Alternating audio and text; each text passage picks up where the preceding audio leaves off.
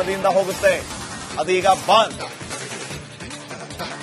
ನೀರಿಗಾಗಿ ಪಾಕಿಸ್ತಾನ ಮತ್ತಷ್ಟು ಖರ್ಚು ಮಾಡಬೇಕಾಗುತ್ತೆ.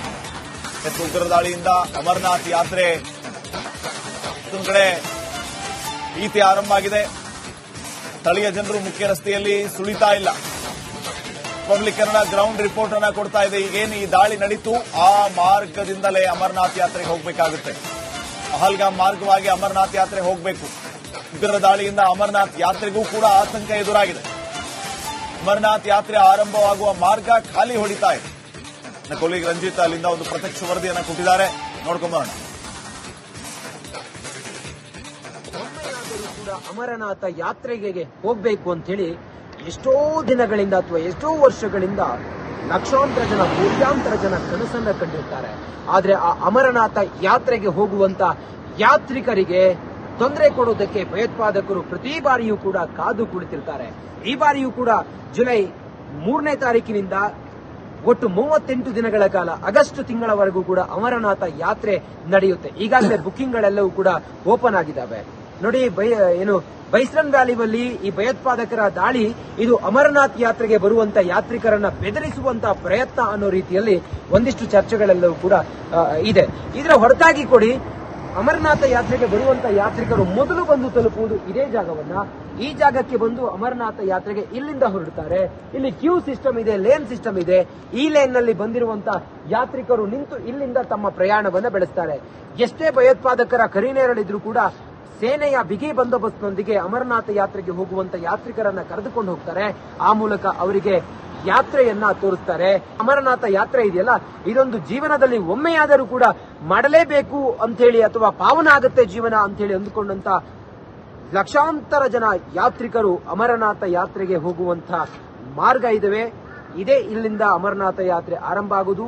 ಇಲ್ಲಿಂದ ಸುಮಾರು 10 ಕಿಲೋಮೀಟರ್ ದೂರದಲ್ಲೇ ಈಗ ಭಯೋತ್ಪಾದಕರ ದಾಳಿ ಆಗಿರೋದು. ಇದೆಲ್ಲದರ ಹೊರತಾಗಿ ಸೇನೆ ಈ ಎಲ್ಲ ಭಾಗಗಳಲ್ಲಿ ಸರ್ಪಗಾವಲನ್ನು ಹಾಕಿದೆ.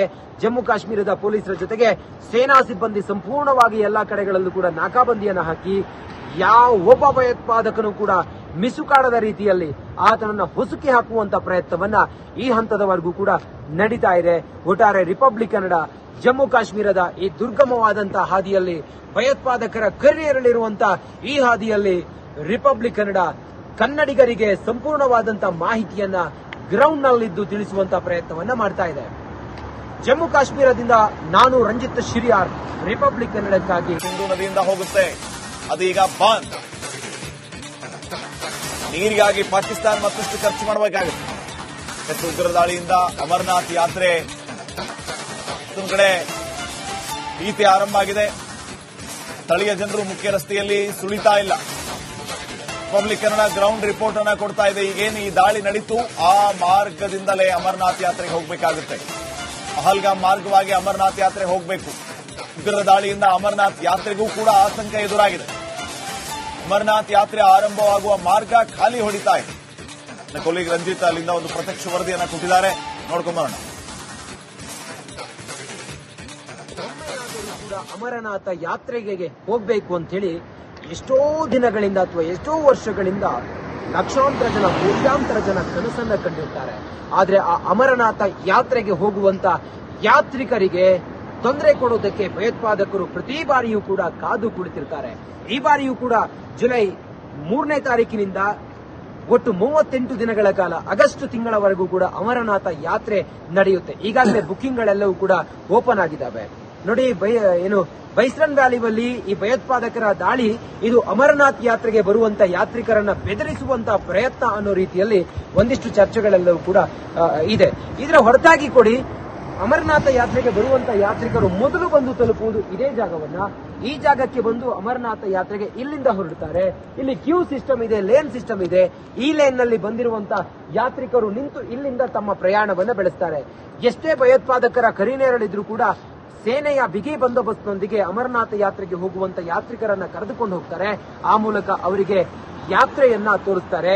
ಅಮರನಾಥ ಯಾತ್ರೆ ಇದೆಯಲ್ಲ, ಇದೊಂದು ಜೀವನದಲ್ಲಿ ಒಮ್ಮೆಯಾದರೂ ಕೂಡ ಮಾಡಲೇಬೇಕು ಅಂತ ಹೇಳಿ ಅಥವಾ ಪಾವನ ಆಗುತ್ತೆ ಜೀವನ ಅಂತ ಹೇಳಿ ಅಂದುಕೊಂಡಂತ ಲಕ್ಷಾಂತರ ಜನ ಯಾತ್ರಿಕರು ಅಮರನಾಥ ಯಾತ್ರೆಗೆ ಹೋಗುವಂತ ಮಾರ್ಗ ಇದಾವೆ.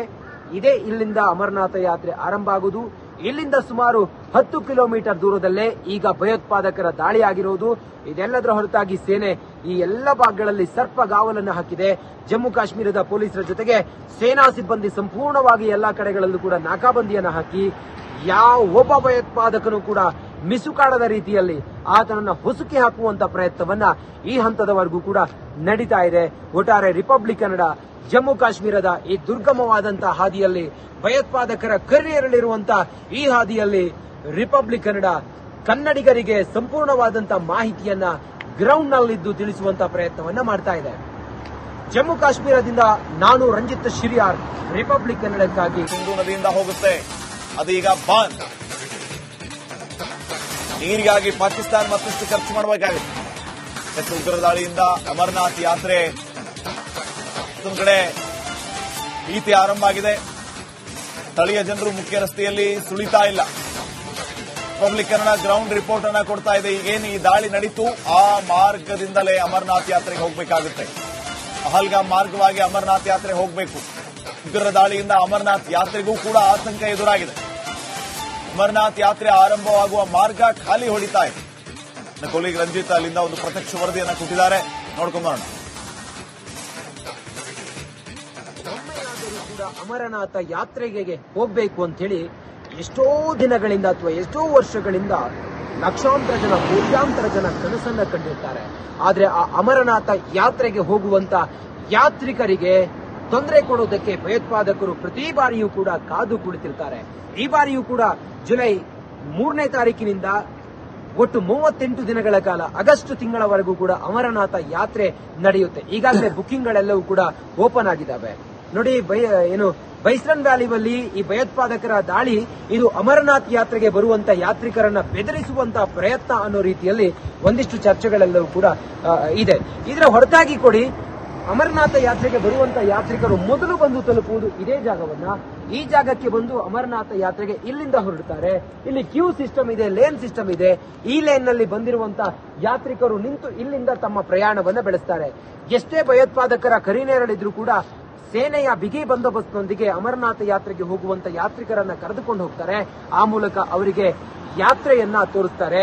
ಅಮರನಾಥ ಯಾತ್ರೆ ಇದೆಯಲ್ಲ, ಇದೊಂದು ಜೀವನದಲ್ಲಿ ಒಮ್ಮೆಯಾದರೂ ಕೂಡ ಮಾಡಲೇಬೇಕು ಅಂತ ಹೇಳಿ ಅಥವಾ ಪಾವನ ಆಗುತ್ತೆ ಜೀವನ ಅಂತ ಹೇಳಿ ಅಂದುಕೊಂಡಂತ ಲಕ್ಷಾಂತರ ಜನ ಯಾತ್ರಿಕರು ಅಮರನಾಥ ಯಾತ್ರೆಗೆ ಹೋಗುವಂತ ಮಾರ್ಗ ಇದಾವೆ. ಇದೇ ಇಲ್ಲಿಂದ ಅಮರನಾಥ ಯಾತ್ರೆ ಆರಂಭ ಆಗುವುದು.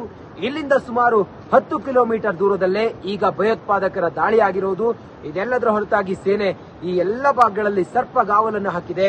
ಜಮ್ಮು ಕಾಶ್ಮೀರದ ಪೊಲೀಸರ ಜೊತೆಗೆ ಸೇನಾ ಸಿಬ್ಬಂದಿ ಸಂಪೂರ್ಣವಾಗಿ ಎಲ್ಲಾ ಕಡೆಗಳಲ್ಲೂ ಕೂಡ ನಾಕಾಬಂದಿಯನ್ನು ಹಾಕಿ ಯಾವ ಒಬ್ಬ